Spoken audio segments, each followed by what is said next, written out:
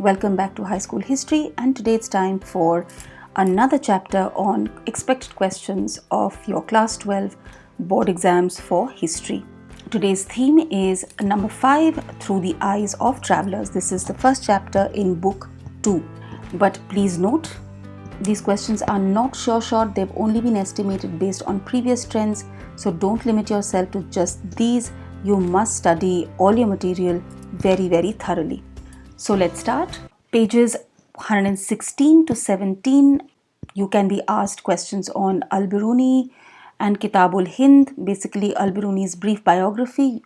They could come for 1 or 3 marks, and the basic structure of Kitabul Hind as Al-Biruni wrote it.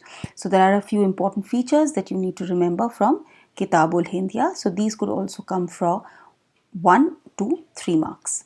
Then as we move on with the chapter, 118 to 119 pages, here you have Ibn Battuta, again his brief biography, and these again you could get questions for 1 mark as objective type or 3 mark descriptive questions.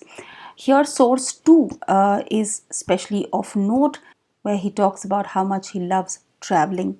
On page 120, there is a quick discussion on why traveling was unsafe. This could come as a 1 mark question. And then there is a section on enjoyment of curiosities, where Ibn Battuta does not write an academic tome, but he's writing his book to entertain his audience, and therefore he talks about things that are completely new to the Moroccan audience. What these things are, we will look at slightly later on in the chapter. Pages 122 to 123 again deal with Francois Bernier, traveler from France, and a quick biography of his and how he always organized a binary comparison of the West versus the East, where he always showed the West in positive light and said that the East was just the opposite and therefore pretty much worse off than the West. Again, you can get 1 to 3 mark questions from this section.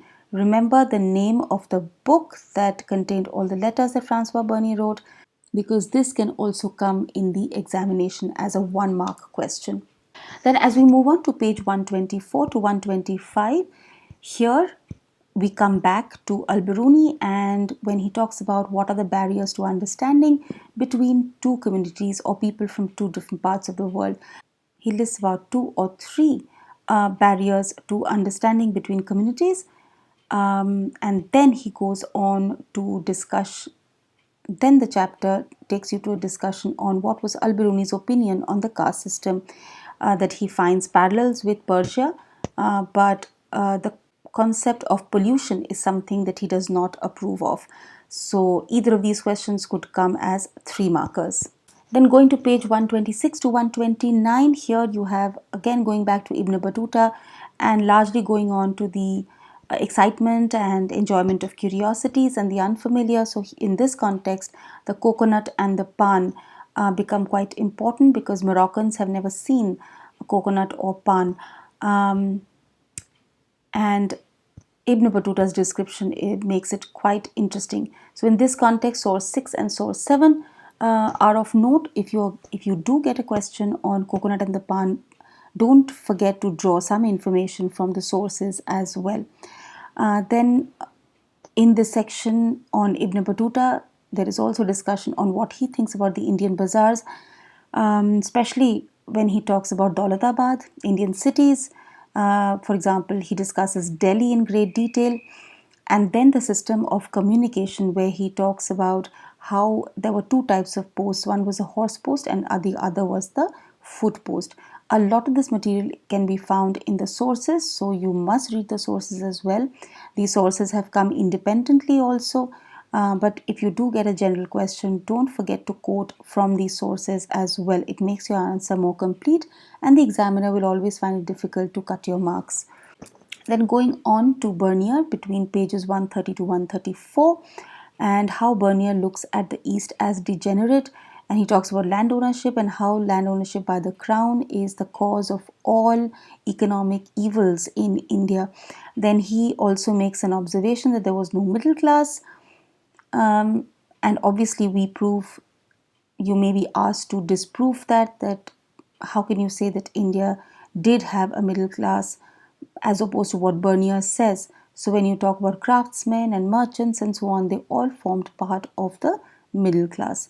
Then he also does talk about crafts and trade, and he discusses how they're not very developed, but obviously this is something that he belies, that he contradicts, in fact, in his own text again when he goes on to praise the quality and the quantity of trade that India conducts with the rest of the world.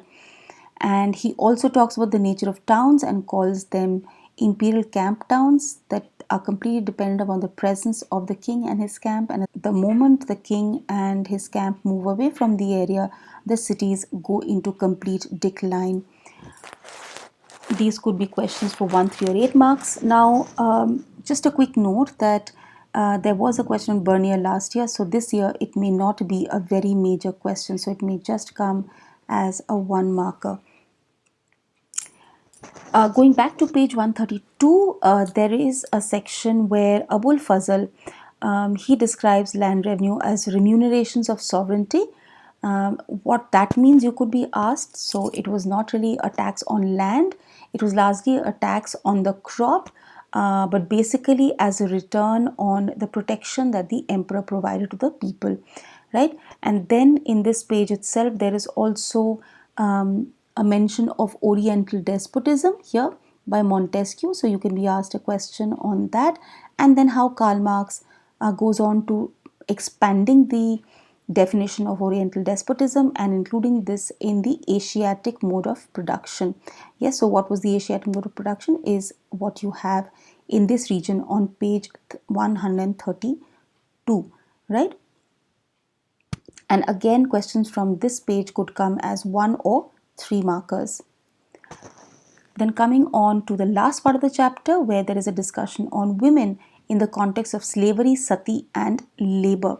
So the fact that slavery was considered to be quite normal, and there is not a lot of discussion by the travelers on slavery, except perhaps when Ibn Battuta talks about exchanging slaves and giving slaves as gifts and so on.